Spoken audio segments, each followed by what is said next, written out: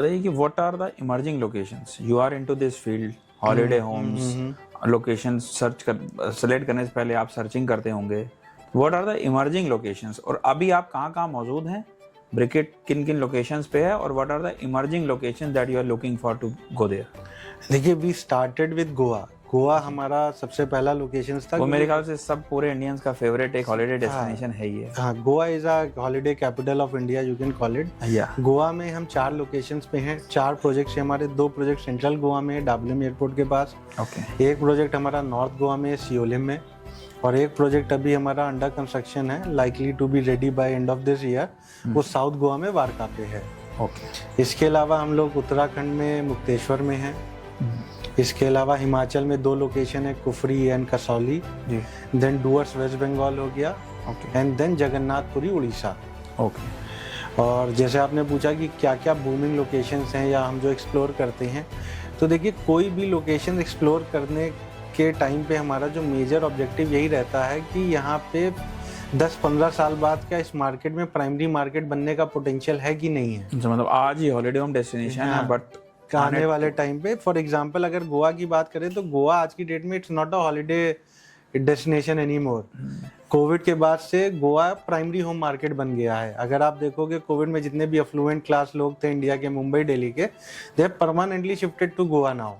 इसीलिए गोवा का मार्केट इतनी तेजी से उसके प्राइसेस बढ़ गए। अगर आप देखोगे पिछले 4 सालों में 2.5x to 3x ग्रोथ हो गई है वहाँ के मार्केट की। और ये मेरे ख्याल से 12 महीने ही सीजन चलता है वहाँ, सीजन की कोई ऐसा नहीं था कि ये सीजन है गोवा का। हाँ, सीजन है गोवा का नहीं है, बट अभी क्योंकि वो प्राइमरी मार्केट हो गया तो ROI पर्सपेक्टिव से इतना उसमें जूस नहीं रह गया आज की डेट में। अभी मुक्तेश्वर की बात करें, जहाँ पे मुक्तेश्वर में हमारा प्रोजेक्ट है, वहाँ पे ऑलरेडी 50 से 60 फैमिली परमानेंट रहती हैं, एंड अभी नहीं, वो 10-10 साल से रह रही हैं। तो जब ये क्योस, जब आप देख ही रहे हैं बैंगलोर के क्या हाल हो गए, दिल्ली NCR के क्या हाल हो गए, और अर्बनाइजेशन जिस हिसाब से इंडिया में बढ़ रहा है, अभी आज की डेट में अगर आप बात करें तो इंडिया का अर्बनाइजेशन 40-42% है। और अगर आप सर्वे देखेंगे तो बताया जा रहा है 2040 तक ये 80% क्रॉस करने के चांसेस हैं। तो जब इतना अर्बनाइजेशन हो जाएगा तो क्या ये शहर लिवेबल रहेंगे?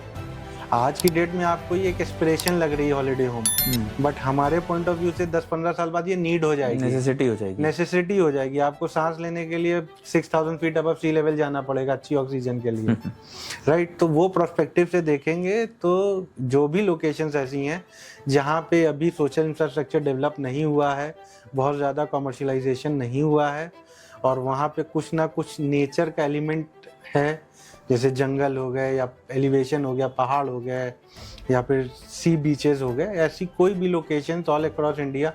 इतना डाइवर्सिफाई इंडिया का फ्लोरा फाउना, कुर्ग है, ऊटी है, मुन्नार है, चिकमंगलूर है, वायनाड है। There are lots of location which are very unexplored, और बहुत ज़्यादा कमर्शलाइजेशन जहाँ पे नहीं है, तो वहाँ पे ग्रोथ के काफ़ी चांसेस हैं।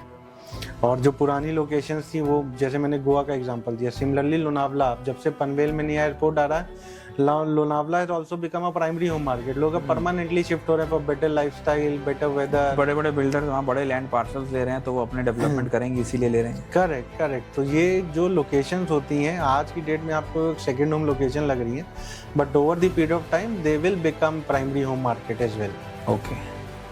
So you are expanding across India or planning outside India also? We are planning outside India also. हम लोग दुबई, थाईलैंड, बाली एक्सप्लोर कर रहे हैं, बट कुछ रेगुलेशंस हैं फेमा की, RBI की, जिसके थोड़े से कंस्ट्रेंट हैं that we are trying to solve.